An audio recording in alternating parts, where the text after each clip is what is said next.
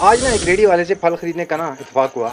تو میں نے دیکھا کہ وہ بھائی صاحب نے نا اپنے ہاتھ کی صفائی دکھاتے ہوئے نا ایک بزرگ آدمی کھڑے ہوئے تھے، تو سیبوں میں سے نا دو انتہائی داغی قسم کے سیب نا نیچے ڈال دیے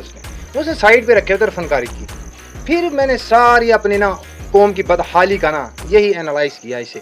کہ یار ہماری قوم کی جو نا بلٹ ان ہے نا، جو پیدائشی ہمارے معاملات جو ہیں، جو ہماری بلٹ ان ہے کہ جو جہاں پر موجود ہے، جس کو جتنے اختیارات حاصل ہیں وہ اپنا حصہ بمطابق جسہ ڈال رہا ہے اس تباہی میں،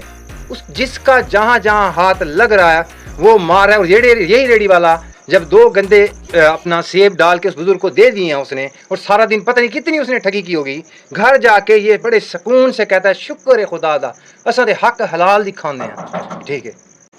اور یہ بطور قوم، بطور ماں اور باپ ہمارا یہ فرض ہے کہ بچے کی بلٹنگ جو کرنے ہیں نا، ہماری بنیادیں بنانی ہیں، اس میں سے بنیادی جو ہے مینرز دینے ہیں۔ جب اسے اس میں ہی بنیادی مینرز نہیں ملتے نا، تو وہ جیسے ہی بڑا ہوتا جاتا ہے اس کو معاشرے سے یہی سیکھتا ہے کہ بھائی تمہیں جتنا جو اختیار ملے گا تم اسے۔ میں اپنی مثال دیتا ہوں یار، میں پولیس میں تھا، نہیں تھا میں گالیاں دیتا تھا پولیس کو، پولیس میں آ گیا تو مجھے لوگ گالیاں دینے لگ گئے۔ یار مطلب ہے کہ میرا جتنے بھی ہمارے سرکاری محکمے ہیں کوئی دوسرے پلینٹ سے تو نہیں آئے لوگ، دوسرے کنٹری سے تو نہیں آئے، ہمارے ہی محلے کے ہمارے ہی ساتھ رہنے والے لوگ ہوتے ہیں۔ کیا ہوتا ہے کہ وہ پہلے ٹھیک ہوتے ہیں، اس محکمے میں جا کے پھر خراب ہو جاتے ہیں۔